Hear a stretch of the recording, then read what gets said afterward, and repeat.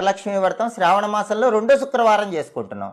కానీ ఈ సంవత్సరం వరలక్ష్మి వ్రతం శ్రావణ మాసంలో మూడో శుక్రవారం చేసుకోవాలని కొంతమంది అంటున్నారు, రెండో శుక్రవారం చేసుకోవాలని ఇంకొంతమంది అంటున్నారు.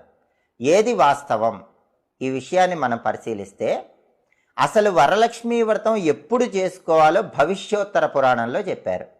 భవిష్యోత్తర పురాణంలో వరలక్ష్మి వ్రతానికి సంబంధించిన చారుమతి వృత్తాంతం అని ఉంది. ఆ చారుమతి వృత్తాంతంలో ఏం చెప్పారంటే, స్వయంగా వరలక్ష్మి అమ్మవారే చారుమతి అనే భక్తురాలికి కలలో కనిపించి పౌర్ణమికి ముందు వచ్చే శుక్రవారం నా వ్రతం చేసుకో అని చెప్పిందని భవిష్యోత్తర పురాణంలో ప్రామాణికంగా చెప్పారు. కాబట్టి ఎప్పుడైనా వరలక్ష్మి వ్రతం ఎప్పుడు చేసుకోవాలి అంటే అది రెండో శుక్రవారమా మూడో శుక్రవారమా అని కాదు, పౌర్ణమికి ముందు వచ్చే శుక్రవారం చేసుకోవాలి.